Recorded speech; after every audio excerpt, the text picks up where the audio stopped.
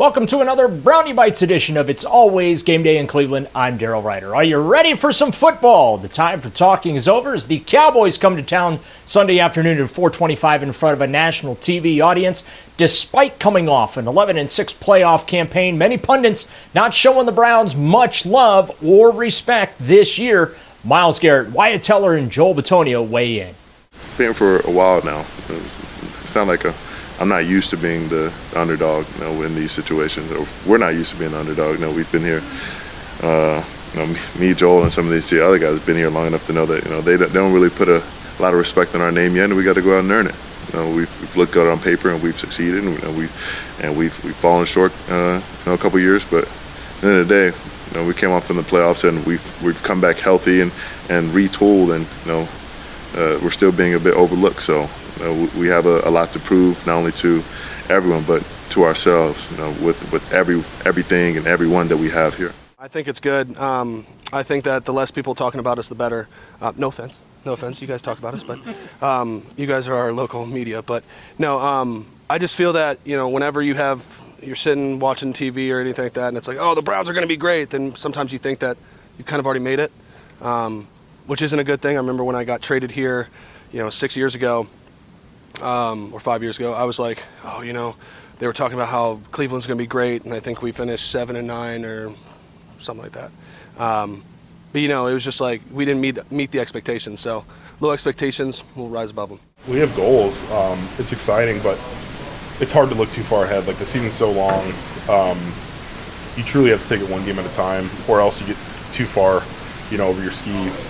So for us, it's like, hey, we're focused on week one, and we'll see where we're at after that. But you gotta, make the playoffs before you can think about that kind of thing. So right now, that's what I'm focused on.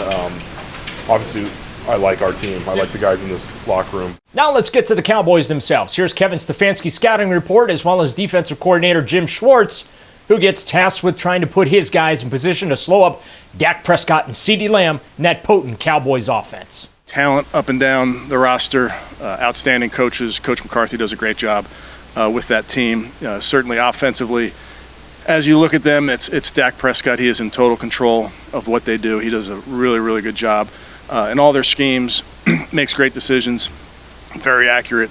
CeeDee Lamb, outstanding player. I think the most targeted wide receiver last year. Just a good talent across the board. Defensively, starts with Micah Parsons. Very, very good player. I know you guys see that tape. He's outstanding, but talent across the board. Special teams are sound, so really good players, really good coaches, and going to be quite the challenge for us. It's a good front across the board, like you mentioned. He can line up anywhere. He can line up on the edge, interior, linebacker. Really, there's no shortage of things that they can do with him.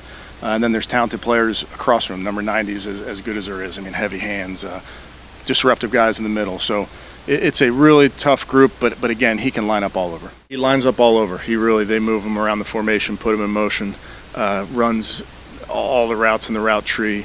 Great body control, excellent hands, obviously great speed, burst. He's outstanding. One of the best quarterbacks in the NFL. All the stats across the board, high completion percentage and yards. He can make something out of nothing when it comes to plays breaking down using his legs.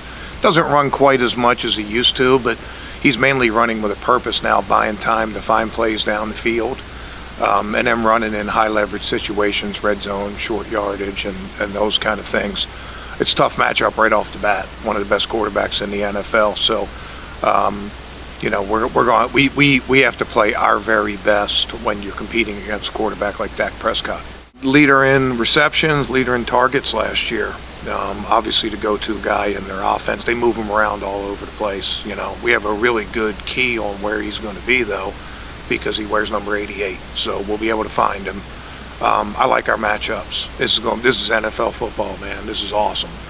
One of the best receivers in the NFL, and what I consider the best corner group in the NFL, and you guys know we play a lot of man-to-man, so it's going to be fun to watch those guys. Even if we're man, it's not always going to be no help. We're going to have a little different ways, whether we're putting pressure on to try to help that way, or we have leverage help or over-the-top help and things like that. It's not going to be one person or a one-on-one most of the time, but it's a great matchup, and it'll be exciting to watch. This is Amari Cooper's first chance to beat his former team. The Browns, of course, got Cooper from the Cowboys in March of 2022. Coop talked this week about facing the boys and playing on the big stage, the trade rumors, and, of course, that cryptic Instagram story post.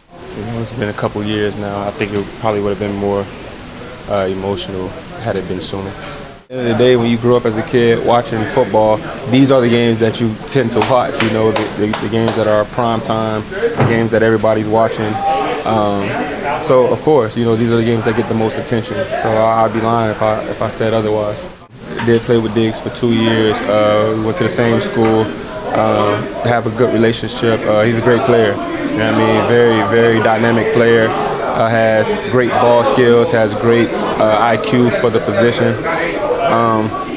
Excited for the challenge. This is why I play the game.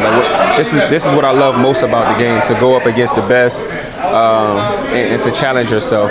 This is why I fell in love with the game of football. So it's going to be a great matchup for sure. I didn't. You know, at the end of the day, it's neither here nor there. So I'm just focused on playing my best football week 1. Hey, I mean, yeah, the media is all about sensationalism, so I'll let y'all have fun with whatever y'all thought that might have meant. So. Honestly, like, it's not about, you know, feeling wanted. It's just from my perspective, because I do understand, like, if you think about it like this, like, you can be wanted, but if you don't play well, then you're not gonna any longer be wanted. So at the end of the day, you just got to keep the main thing, and the main thing is, you know, being available for the team and playing up to the standard. Central to trying to slow up Lamb and Prescott is 3-time Pro Bowl cornerback Denzel Ward, who talked about the challenges this week. Yeah, he's a special quarterback, able to stretch the ball down the field, accurate quarterback on the move, got targets that he's able to get the ball to, and they help him make a play out there. So talented quarterback, and he's going to bring a challenge that I think we're up for. Yeah, he's a receiver that can play in the slot or play outside. So like you said, they move him around a lot. Great hands, good route runner, and we know the ball's going to be going to him. Dak's going to get him the ball, so it gets targeted a lot out there. But, yeah, he's a great receiver, though. I'm always excited to go against the number 1 guys on other teams, so I'm looking forward to that matchup and ready for the game. Yeah, I mean, we got a lot to prove out here. But, I mean, we just narrowing our focus, though, so we focus on week 1 and trying to find a way to get a win.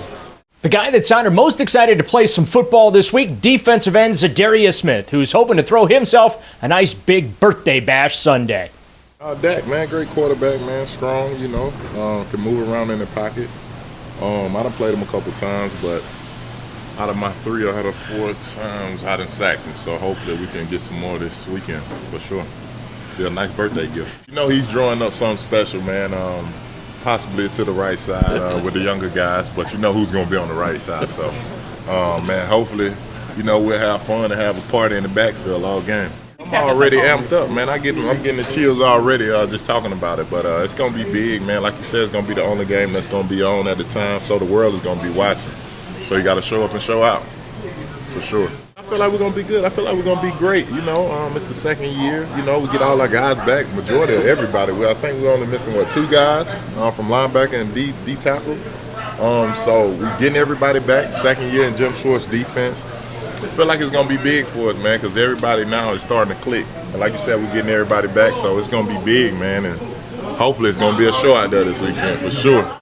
So there you go. Those are the top brownie bites from the Browns Week 1 preparations. Thanks for watching us on YouTube, as well as downloading and subscribing wherever you get your podcasts, including the free Odyssey app. Former partner Andy Baskin will be back after Sunday's game with a post-game edition of It's Always Game Day in Cleveland.